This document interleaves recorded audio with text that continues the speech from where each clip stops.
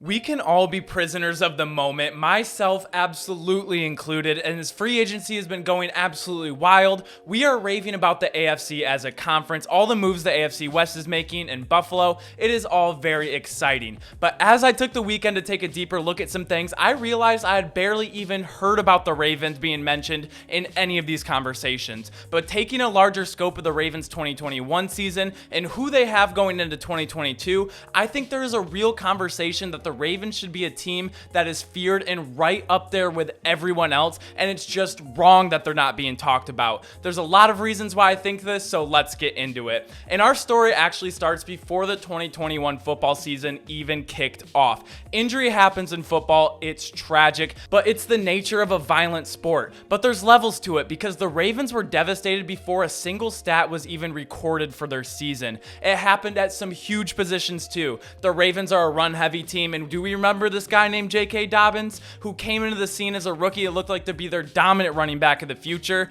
Season-ending injury before the year started. They also lost Gus Edwards and Justice Hill at running back before the season started. And they lost Marcus Peters, all-pro cornerback, before week 1. Starting left tackle Ronnie Staley only played one game before having ankle surgery. Defensive tackle Derek Wolfe and safety Deshaun Elliott both went down with injuries for the season. And then their other all-pro corner, Marlon Humphrey, went down with a season-ending injury. And through all of this, the Ravens were sitting at 8-3 and at the top of the AFC. Just trying to process that is so bizarre. But eventually this all caught up to them. They lost Rashad Bateman and eventually Lamar Jackson, who, when we're talking about quarterbacks in the AFC, Lamar Jackson is the only MVP outside of Patrick Mahomes and now Matt Ryan with the Colts. We're all excited about Justin Herbert, Joe Burrow, Russell Wilson, Deshaun Watson, Josh Allen, but we leave Lamar out of this conversation, the unanimous MVP and actually the only MVP on this list. Now, unfortunately, they ended up losing their next 6 games after their 8-3 start to finish the season 8-9 and missing the playoffs, but that doesn't tell the full story.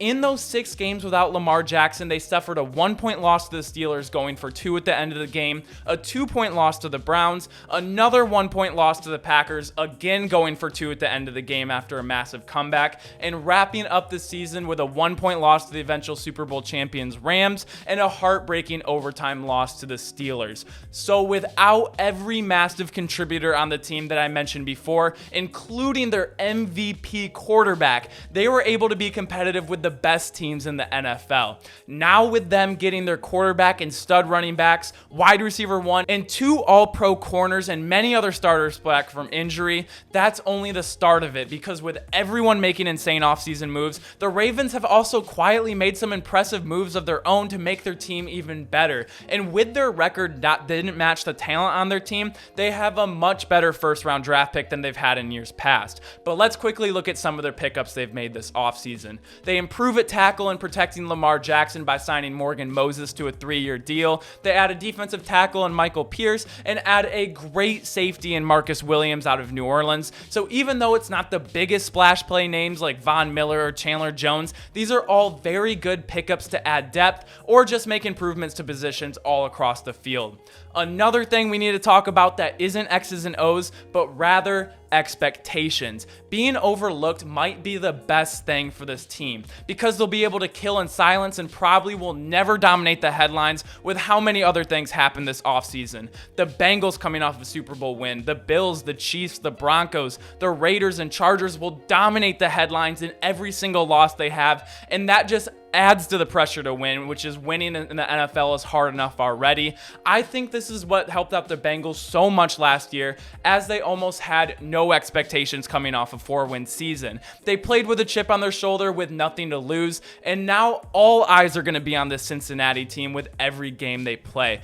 There was so much pressure on Lamar as he was the unanimous MVP and put together amazing regular seasons, but there was a building pressure from the outside and maybe even internally that he just couldn't get done in the playoffs. Well, he put that to rest after he had a great playoff win performance against the Titans 2 years ago. So it seems that this team is poised with a great returning roster, a really good draft pick, a great head coach, and amazing culture that they have, and they absolutely have a chip on their shoulder being overlooked for their foreseeable future, and might even be seen now as the third best team in their division. Even though personally I still think they're number one in their division, even better than the AFC Super Bowl representatives in Cincinnati. I had to shed light on this team because I would say I am very tapped into the NFL sports world, and the sense I get is everyone outside the city of Baltimore isn't fully understanding how good this team is going to be next year. I think this plays to their advantage, and look for the Ravens, if healthy, which the bug got them last year, to play spoilers to a lot of teams that just acquired a lot of new shiny toys this offseason that are currently getting all the attention, and we will see as they represent their new respective teams. But that's what I think. I wanted to shed light on this. I want to open up to you guys now what you guys think. Make sure to like this video if you like videos like these. Make sure to comment down below what you think about the Ravens team and what you think their record is going to be. And again, you can never predict injury. It is very possible with the nature of the sport that they have all these injuries before the season. But if we're looking at the grand scope of things and we're looking at the outlook of the 2022 season, the Ravens routinely get left off this because they didn't make the big splash plays. They don't have a new quarterback. They did get Ricard back, which is huge for them. So I love all the moves they've made, but they were 8-3 despite all their injuries and when they had Lamar Jackson. And I cannot wait to watch this. But also make sure to subscribe if you enjoy daily sports content. Thank you guys so much for checking out the channel. You guys' support has been unbelievable recently. I really do appreciate it. Thank you guys so much. And as always, I will see you all tomorrow. Peace.